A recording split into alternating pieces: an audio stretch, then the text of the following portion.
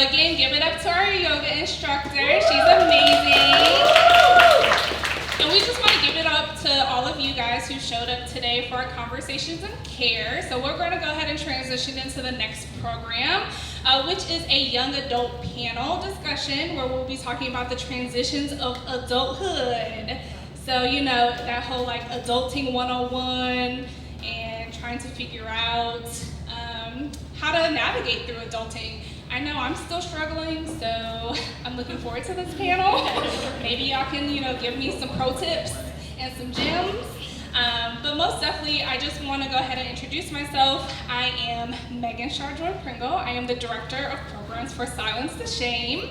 If you guys aren't familiar, Silence the Shame is a mental health awareness and advocacy nonprofit. We are definitely establishing our global footprint, being able to curate safe spaces just to normalize the conversation around mental health and wellness.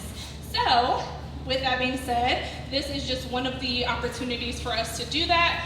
So, just kind of getting started, this panel discussion, we are really focusing on the navigation of transitioning into adulthood. We'll be looking at like coping, we'll be looking at what you'll learn with the exhibit, just, you know, addictions, or, you know, what is it that people actually look to in order to handle the stressors of life. Hi, I'm JAYLA. I'm a recent graduate of Mercer Family Therapy program. I'm happy to be here, and yeah.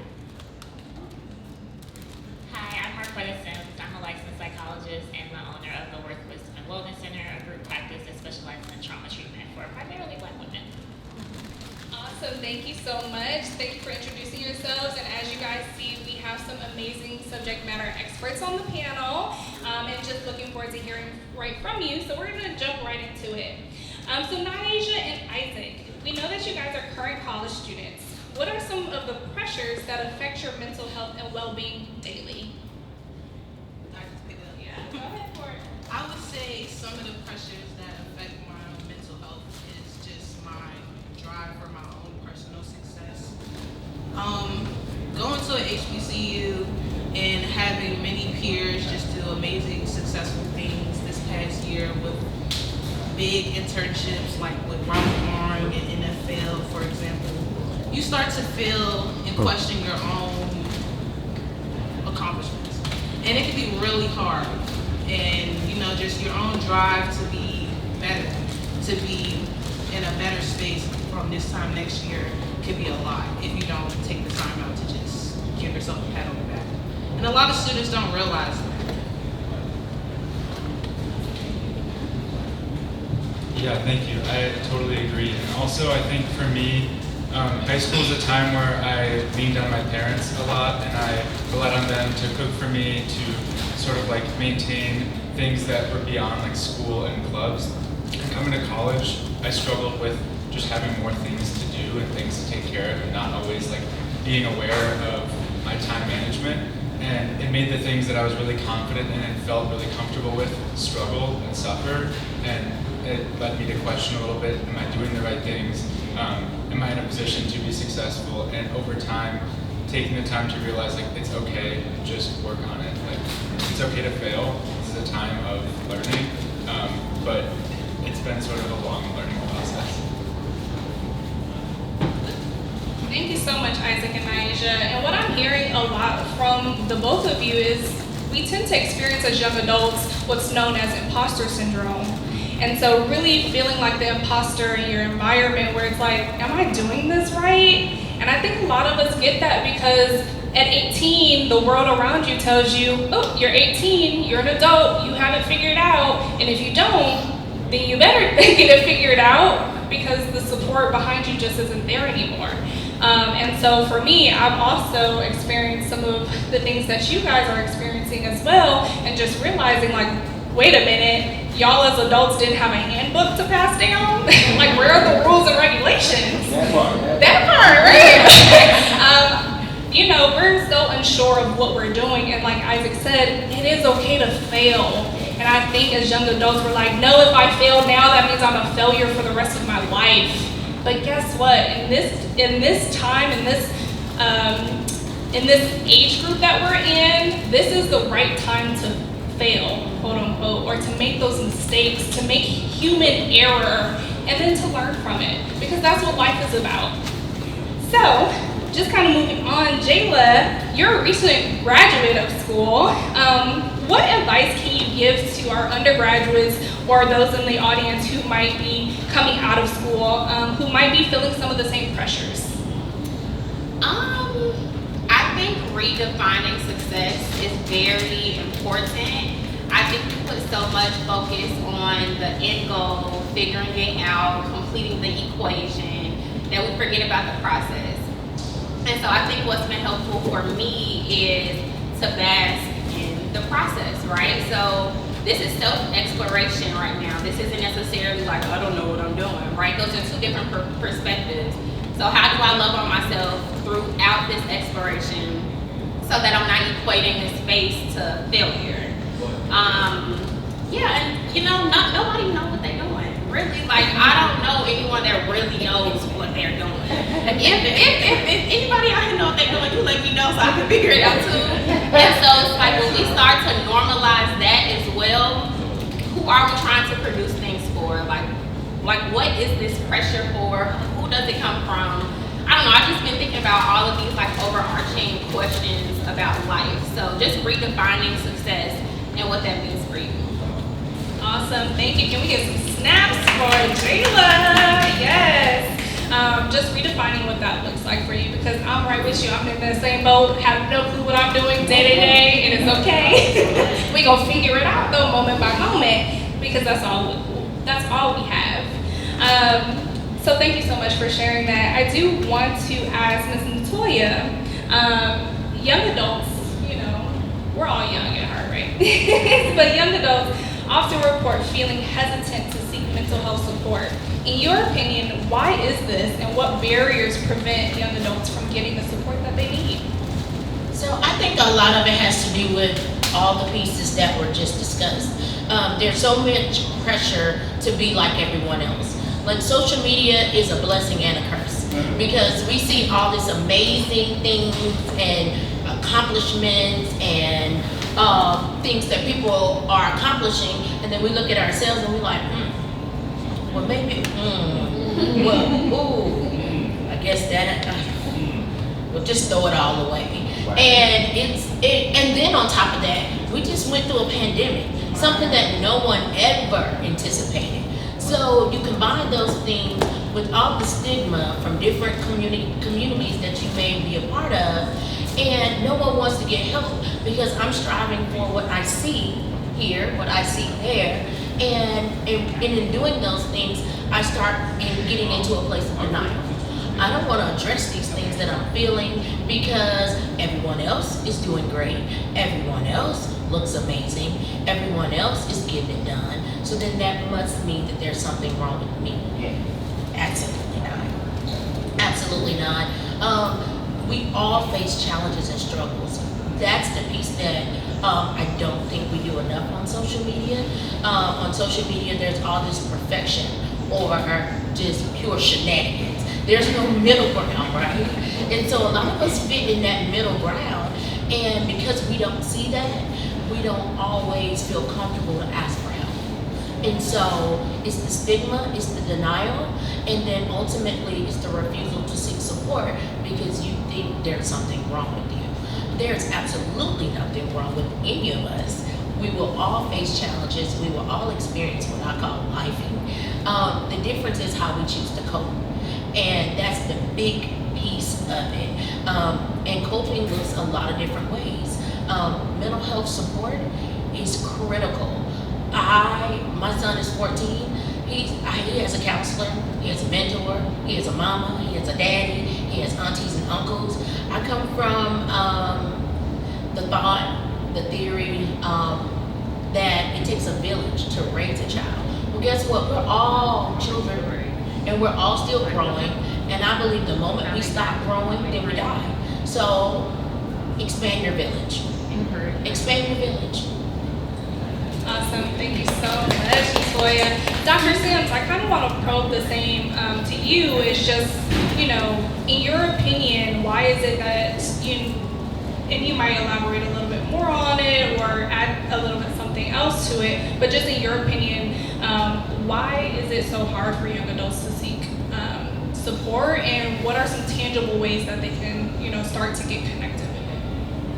So just echoing a lot of what Ms. NATOYA just said, I do think there is still a lot of stigma. So I know that out on social media in the world, on TikTok, also just a little preface, please don't diagnose yourself from TikTok. That is not where we get like sound medical advice from, just the FYI. But also, like we're seeing a lot more conversations about it, and still we're still keeping that all to ourselves. And we still have these mentalities that I can handle it on my own. I don't need anybody else. I can just do it. I think one of the things about COVID is that it made us super isolated from people. And so even just reaching out to have conversations with friends or to connect with people became really difficult, and it was easier to just be at home. And so all of those factors together just make it seem like I should just be able to do this on my own. Like we have this, I think, across the country, across the world, that if it's in your brain, you should just be able to fix your brain, right? Like you should just be able to think positive thoughts and everything is fine. But the reality is, if you got a cancer diagnosis, if you got diagnosed with COVID, like whatever it is, you're going to go and get the help that you need. But for some reason, we think that because it's mental, because it's in our brain, we should just be able to think differently and fix it, and that's not always the case. I also think that there's just a lack of knowledge and information about what mental health treatment is. So a lot of posts we'll see about like, oh, my boyfriend is my therapist, or like, my friend is my therapist. It's like, no, your friend is your friend. You need a professional mental health expert to support you. But a lot of times, especially because the generation before us, I even think about like this handbook being handed down. I wouldn't want the generation before me to hand me a handbook because they didn't know what they were doing either, right? And so, like, no, thank you. And so I really do think that we weren't taught what it means to get support. I often think about self-care and how like nobody modeled self-care for me. Like I'm literally trying to figure it out on my own right now, and thankfully going through mental health training and getting an education in that, I started to learn more, but there is no one before us that really had it planned out. They really didn't have the pathway.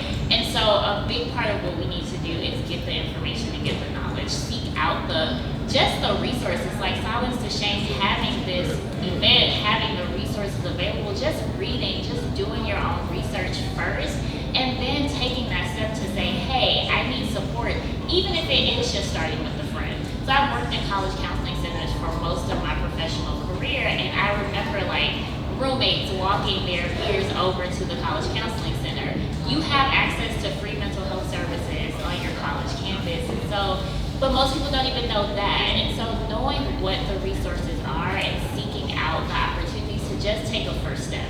It doesn't have to be a lifetime commitment to going to therapy every week. Some people need that. Some people need to start with just getting in the door, though. Calling a helpline can be really helpful sometimes. So really just thinking about like what is the first next step that you can take to get the support that you need, and then being open to the rest of the resources.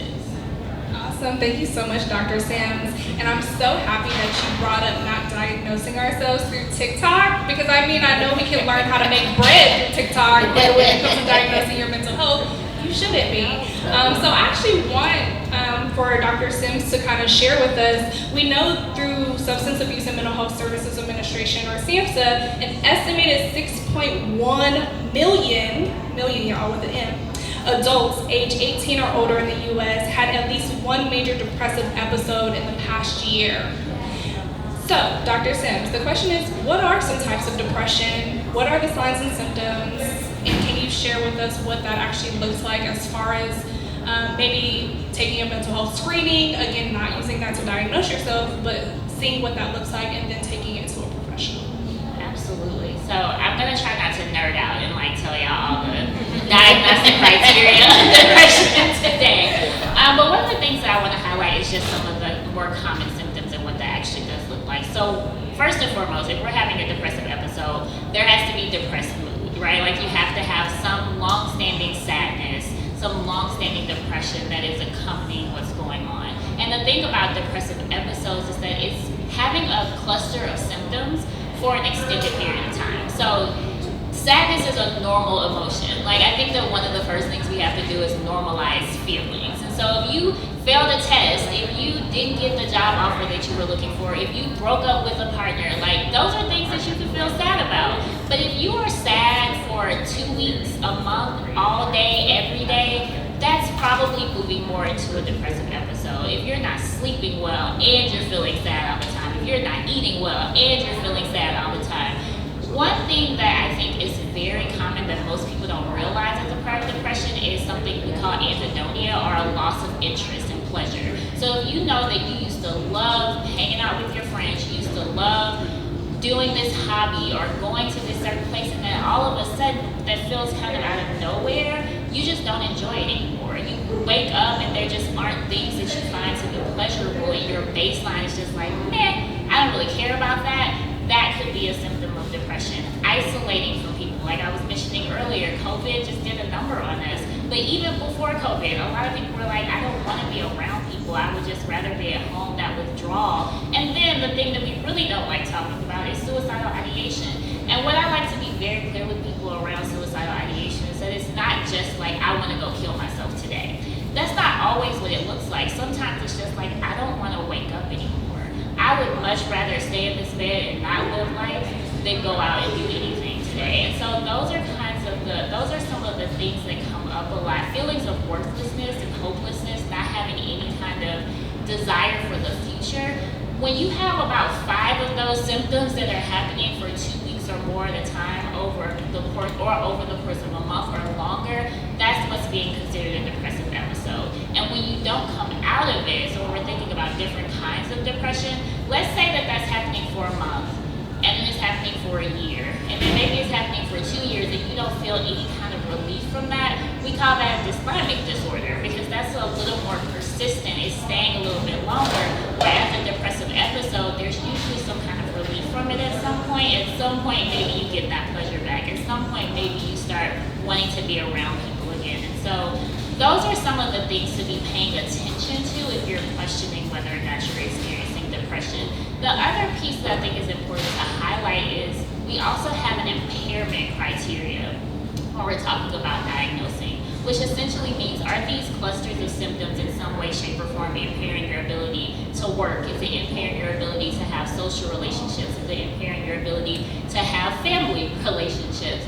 But what I've also noticed is that there really is something called high-functioning depression. So you can have all of those symptoms, you can have all of those experiences, and then you still get up and you still go to work. And you push yourself past the point of no return because you have to.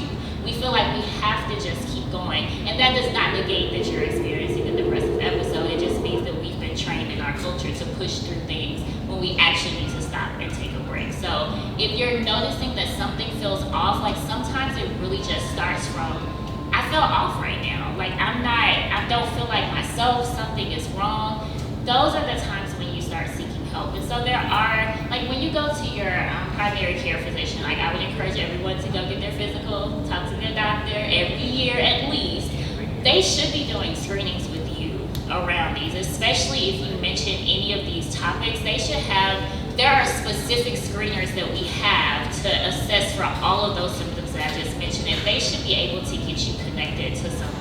I don't want to list off the titles of them, but there are different things that are actually more scientifically based that you can ask some of those questions of yourselves, and you can take that to a therapist and be like, hey, I did this, these are the things that I'm noticing, can we talk about it? And that person should be able to help you. Yes, awesome. Thank you so much. And I just, hopefully that y'all were able to take that. It's not TikTok, it is professional, it is, that's coming straight from the source. But yes, and Silence to Shame can get you connected with the mental health screeners if you guys are interested in taking one of those when you get home or whenever, and then being able to, you know, take the results to your primary care physician or to your therapist, or just starting the conversation. So we can most certainly make sure that we get you connected to that resource.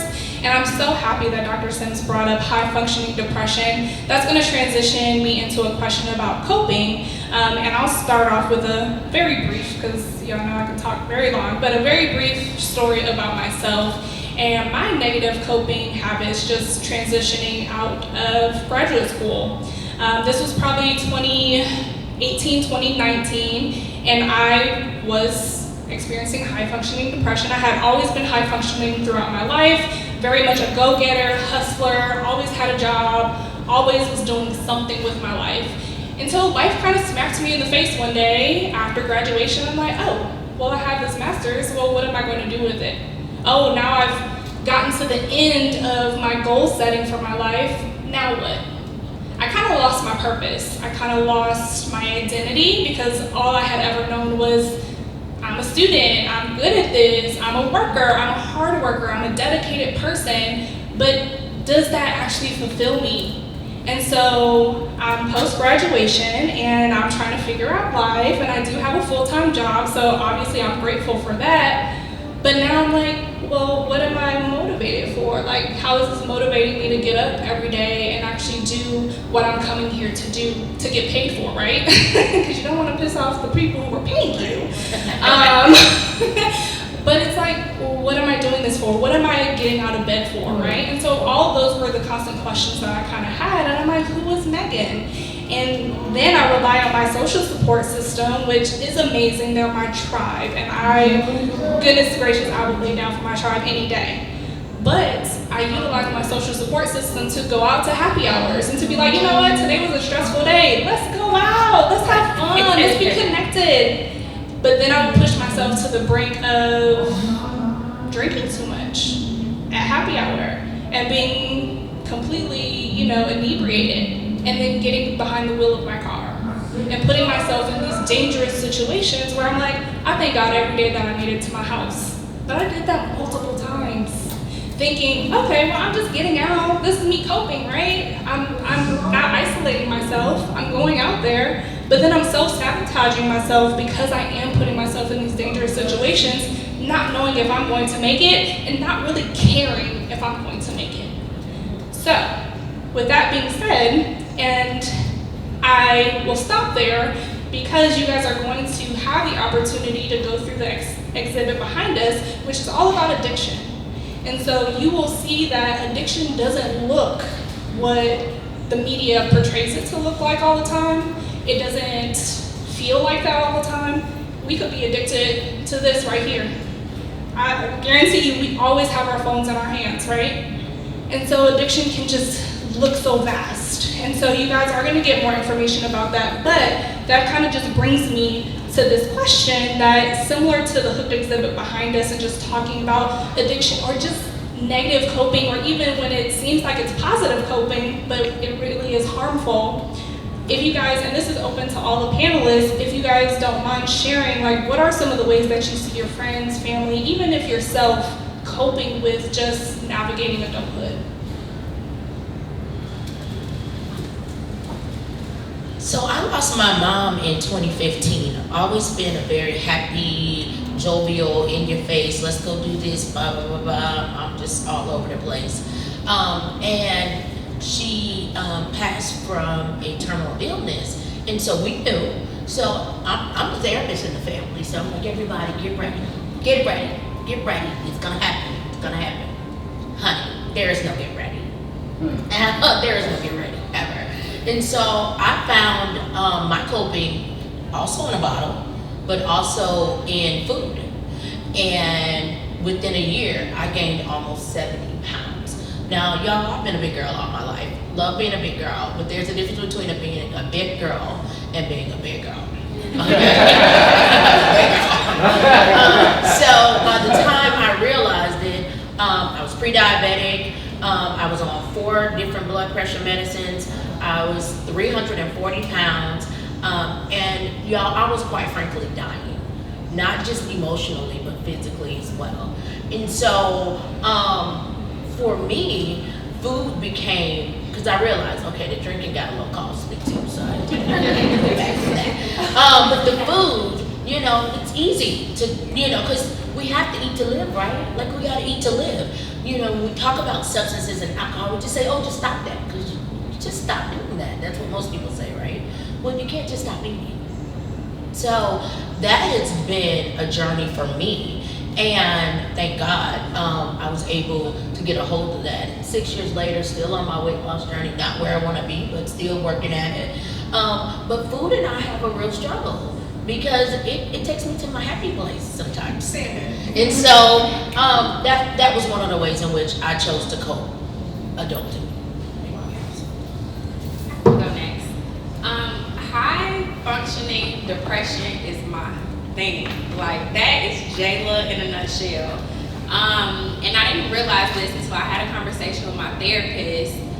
And I've experienced a lot of traumatic grief. Just being from the south side of Chicago, that's my story.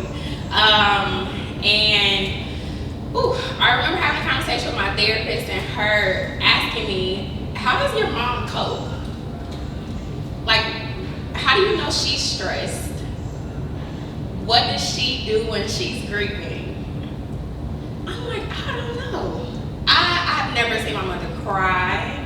I have never, we've had conversations, but I've never seen her feel and experience and stop.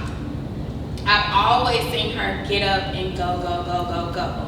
And I realized, like, as I took a look back into like my childhood and just me navigating adulthood, a lot of my gratification came from me completing things. And not in like toxic ways, right? Like, my family's super supportive, but it's like, oh, you got your first master's, woo, you got your second master's, woo, you got this fellowship and this fellowship. And so even when I was feeling very down inside, very bled, empty inside, I was constantly looking for that gratification. So all experience symptoms of depression, but I would be sitting up planning all of these things to do with my own like community service organization and, oh, how am I gonna do this, this, and this, and this, and this, and not understanding that I'm looking to feel alive, right? And so what I've been trying to do and what I've focused on with my past clients is being more process-oriented rather than product-oriented. So as I'm navigating this space, instead of like, oh, what am I gonna be when I grow up, or what do I want to do, how do I want to feel? How do I want to make others feel in my presence, right? And so navigating life with those senses turned on a different type of like sphere, I guess, if I'm saying it the way it feels in my head, but just being more process oriented and having this connection to yourself rather than external things, job titles, completing, big projects. I feel good when I do this.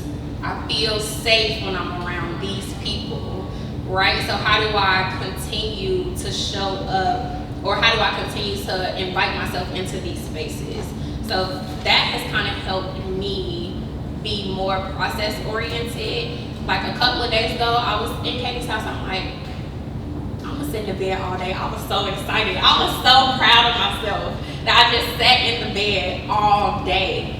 Like, that's a privilege within itself, to just really slow your mind down and just be with yourself, right? Like, I can go on and on. I can go down, but yes, that's my response. Anyone else want to share coping that you see that your family, friends, or yourself participate in? I would say some coping mechanisms that I just deal with my own mental health. It used to be really bad when I was younger, just being the young age of 21 and just going through as much as you go through in life. You're just kind of like, dang, like, is it going to stop? Like, is it going to get slightly a little bit better? The answer is no. Like, I have so much life ahead of me, and I used to disassociate a lot. Just disassociate from everything, just walk around all happy, like, yeah, sunflowers and unicorns and rainbows and stuff, and then go home and be a complete 180 of that, just dark. And then I just had to start expressing myself more and just accepting it more for what it is. Like, okay, you're not happy. You don't have to force yourself to be around people if you're not happy, because what are you going to do? You're going to be a burden. you're gonna be the friend sitting on the side of the club ready to go home and everybody else popping bottles. I don't wanna be that friend if I don't necessarily have to be. But I also think it's important to just be comfortable with your own self. Something I was taught and like to think about is like when you get on the airplane and they give you all like the safety procedures, they tell you put your life preserver on before putting the person next to you's on. Even if you care about them and they're your kid or your friend, you can't help someone else unless you save your own life first. And I think that's really important. In terms of self-love and self-care, I don't think I always clicked on the fact that like you should treat yourself like you treat the people around you. And that's really hard. For me, it's a lot easier to care about the people around me, but I neglect the little things every day of just like, be nice to yourself. Like, it's really hard, but I think going through high school and college and just like growing up, it's really easy to be really intense towards yourself, to beat yourself down. I think for me, I've found part of my competitive and motivation for myself has been allowing myself to just really be mean to myself and beat myself down. And there are times and places to hold yourself accountable, but like letting yourself actually be nice to yourself and treat yourself like you treat the other people that you love in your life is a really good starting point. Thank you so much. And so I want to wrap up this conversation before we get to your guys' questions on self-care, right? Because that's what we're trying to embrace. So Dr. Sims, I know you said you were embracing the self-care journey and really learning how to take that in for yourself. Can you give the audience ways on how to tangibly like start accepting and embracing that self-care for them? And then everyone else, I just want you to close out today's panel with, you know, listing 1 or 2 ways that you practice self-care. Yeah, so one thing that I want to just kind of remind folks about self-care is that it's unique to you. So there's a lot of commodification, I think, right now of self-care where it's like bubble baths and getting your nails and toes done and getting your hair done. And that's beautiful. But what about like setting boundaries, right? Like that's my #1 self-care tip. Set boundaries at work, with your family, with your friends. Saying no is not mean, it's not selfish, it is literally protecting yourself. Taking time to rest, like enjoying the process, sitting down. I think one of the things, I'm a yoga teacher, and one of the aspects of our training was restorative yoga, where you kind of just lay there and do nothing. Like you literally just prop yourself up on pillows. I'm telling y'all, Google it, get on YouTube, you got the Peloton app, they got restorative yoga on there. But it's literally propping yourself up, making yourself the most comfortable that you can be, and then resting there and staying in these postures for like 15 or 20 minutes. So the art of learning to rest, I think, is something that we've never been taught about, but the more that you do it, I'm not talking about sleeping. I love sleep, I love naps, all of those things. That's not what I'm talking about. I'm talking about sitting there and staring at a blank wall for 15 minutes and doing absolutely nothing, just letting your brain just be turned off and disconnect. So these pieces where you realize what it is that you need to be replenished, what do you need to be rejuvenated. Prayer is a really important part of my life, and so if I can sit down for an hour and pray, I'm good. But what is it that you need for you? And curate your self-care around your personal needs, not what your friends are doing, not what someone else is telling you that you need, but find those places, like what is it that allows you to offer yourself compassion? So when we're talking about changing the way that you talk to yourself, it really is about compassion. If you were a child, how would you want to be talked to? We probably heard in some way, shape, or form, healing your inner child, or talking like healing your child wounds. It's really about that. I use this analogy of like, if you were running track and everybody in the audience was like, you suck, you're never gonna make it, like you, like just do it, you're probably gonna feel defeated, or you're gonna be petty and be like, I'm just gonna do it because you're making me mad, but it's not going to be this good feeling. But if you have people in the audience saying, yes, you got this, I believe in you, you can make it, you're likely going to finish the race and feel good about yourself after finishing the race. That's the kind of way that I want you to talk to yourself. It's not a like sappy kind of thing. It's really just saying, I love you, I care about you, I want to support you to yourself so that you can accomplish the things that you want to accomplish. And then the last thing is just take the pressure off. the first thing that everyone up here talked about when they started talking about their mental health was having this pressure on themselves to achieve, to be successful, to be the person that their parents wanted them to be. Who do you want to be? How do you want to show up in this world? And can you do that without beating yourself down and without feeling like it has to look and be a certain way? My toxic coping strategy used to be perfectionism. And that is why I've committed myself to helping women to heal from perfectionism, because it was always, how do I do this exactly the right way so that people will love me, so that I will have worth, so that I will feel like I am somebody. And when I let that go, and I'm recovering, but when I started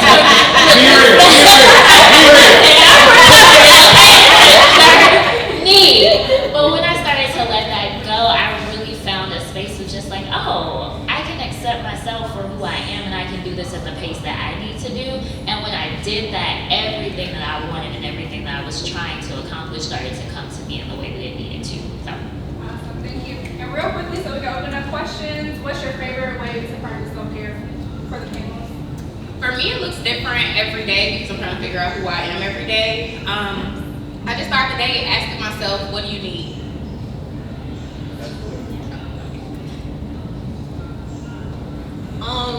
I just treat myself like, if I work 6 days in a row and they want me to come in for another day, I'll just look in the mirror and I'm just like, no, I deserve this. And I'll go right back to sleep for the remainder of the day.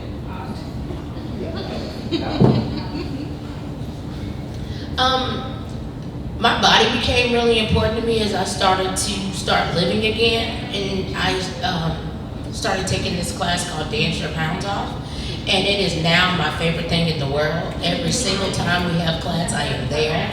I am online, I am traveling with him. It is my favorite thing in the world.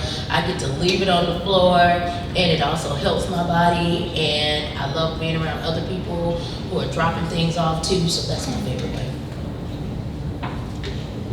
This is gonna sound really weird, but in the last couple of years, running has become a big thing for me. I used to always have coaches who picked for me how fast I had to run, how far I had to run, what it meant for me to be in shape or athletic. And for me, it's much more for my mental health and my physical. I just breathe deeply. I put on a podcast. Most of my friends are out there with upbeat music. I put slow music or podcasts in. If I'm not feeling it, I just start walking, or I stop and sit down on the bench and just deep breathe. For me, it's always just a journey that's unique every time I run. Sometimes I end up running really far. Sometimes I end up walking 5 feet and just sitting on a bench. But it's just a me time, and I like moving and it distracts me. So. Awesome. Thank you guys so much.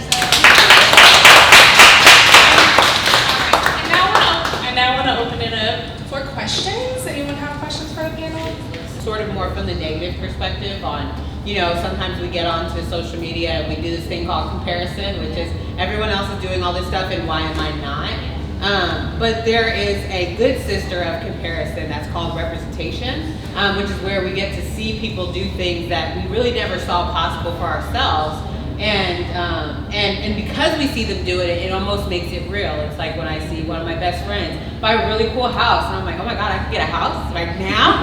That's cool. Or when I see one of my other close friends, hit $150,000 salary, and I'm like, somebody I know just did that, and I can do that. But there's a very fine line between representation and comparison. I think you seep into both of them at the same time. So I'm just curious if you all have any mental practices or tools that we can use to balance between what could be positive representation and what can sometimes turn into comparison. With social media is that you only see the highlight. You only see the house. You only see the $150,000 salary. And so what I think is important is having spaces where you get the real story, where you actually get the journey to getting there, and you get the background to it. Because it wasn't just, I graduated from college, I walked into this job and I had $150,000 salary. I mean, listen, let me go back and do something different if that's the case. But a lot of times there was a journey, there were lots of failures, there were lots of mistakes, there were lots of disappointments, there were setbacks. There was a story behind it, and I wish that and I think this is the challenge I have with social media, is you really don't get the story. And so what I would encourage is finding spaces to actually talk to those friends, especially if it's someone that you know, to understand how did you get there, so that we're not comparing accomplishment for accomplishment, but instead we're understanding, oh, there are steps that we can take, and I think that takes off the pressure and lightens the load of it. I also think it's important to set your goals. And so I always tell people, write it down. I love how people are doing affirmation boards. It's okay, be on social media. I love social media and hate it all at the same time. It's like a bittersweet situation. Because of what you acknowledged or what you pointed out earlier. Do for you what makes sense for you though, because everybody's journey is different. A blessing before you're ready becomes a curse. And so that's their story. That's what they're supposed to be doing. They're supposed to be doing NFL, internship. They're supposed to be getting a $150,000 salary. That's their journey. If you were in that same place where they are, you have no idea what that would be like for you, because that's not for you yet. Yet. Doesn't mean you can't get it yet. So I say, lots of positivity. I love the I Am app for affirmations. I love the ding. Sometimes they hit right in the right moment. I'll be like, ooh, okay. Believing in a higher power, whatever that is for you. Everybody got their own. Do what works for you. And fight for you. Best fight in the world. So affirmations, doing your boards, setting goals for yourself, making a path for yourself, and building your support system.